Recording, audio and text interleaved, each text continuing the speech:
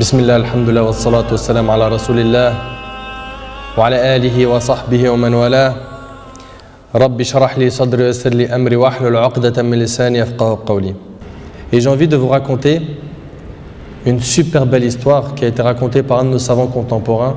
Wallahi al-azim, qu'elle est très émouvante. C'est l'histoire d'un homme qui a dit à sa femme: et si on allait manger dans un restaurant? Elle lui répondit: non, je te propose plutôt d'aller le demander à une autre femme. Moi, je ne mange pas au resto avec toi, va manger au resto avec une autre femme. Il s'étonna, il lui dit: je t'invite à manger et tu me dis de sortir avec une autre femme? Mais comment ça? Je ne suis pas de ce genre d'homme. Et quelle femme tu parles? Et de quelle femme tu parles? Elle dit: ta mère. Imagine la scène. Ta mère, je renonce aujourd'hui à ton invitation pour que tu invites ta mère.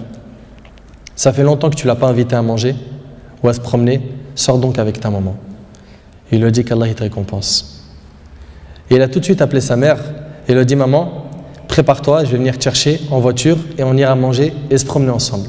Sa mère ne l'a même pas cru. Sa mère ne l'a pas cru. Elle lui a dit: c'est vrai? Il lui dit: oui, par Allah. Viens aujourd'hui, on va manger ensemble. Entre nous, billah alaykum. Qui d'entre vous parmi les frères mariés a déjà fait ça avec sa mère? Et effectivement, ils allèrent ensemble au restaurant. Et la mère s'est remplie d'amour, de joie et de bonheur. Pour elle, c'était un beau rêve. Peu lui importe la nourriture ou l'endroit où elle était, c'est-à-dire même manger par terre ou sur le trottoir ou dans la rue, le plus important, c'est qu'elle était avec son fils et que son fils était bienfaisant envers elle et qu'il ne l'a pas oublié, qu'il ne l'a pas négligé en s'occupant de sa femme et de ses enfants, et elle passa un jour avec lui qui était l'un des meilleurs jours de sa vie. Elle lui dit au retour, l'homme dit à sa mère au retour: maman, t'es contente? La sortie t'a plu? Elle dit: oui, wallahi, c'était masha'Allah. Elle dit: oui, qu'Allah te récompense. Il répondit: Inch'Allah, je le referai. Elle dit: non, Inch'Allah, la prochaine fois, l'invitation viendra de moi. Il lui dit: Inch'Allah. Et des semaines et des mois passèrent, le frère a été occupé, puis sa mère tomba malade et mourra. Qu'Allah lui fasse miséricorde. Son fils était très triste. Et quelques jours plus tard, il reçut une invitation au restaurant pour lui et une autre personne, et cette invitation était déjà payée. Étonné, il se demanda de qui vient cette invitation déjà payée. Il est parti alors avec son épouse au même endroit où il avait mangé avec sa mère, et là une lettre l'attendait de la part de sa mère.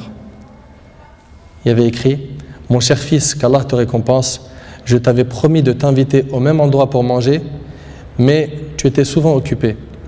Et maintenant je tiens ma promesse et je t'invite avec ta chère épouse, et je t'invite avec ta chère épouse, qu'Allah vous récompense.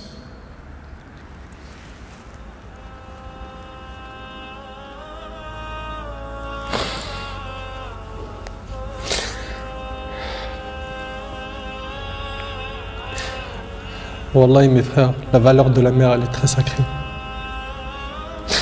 Faut pas la mettre en colère.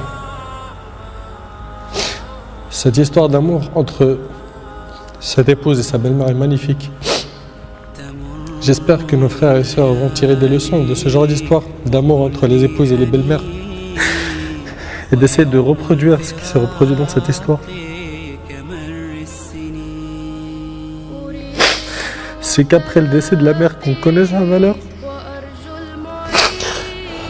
Votre mère, si elle a envie, profitez, embrassez-lui ses pieds. Demandez-lui pardon pour les manquements, pour les mauvais comportements. Vous récolterez le succès, Inch'Allah.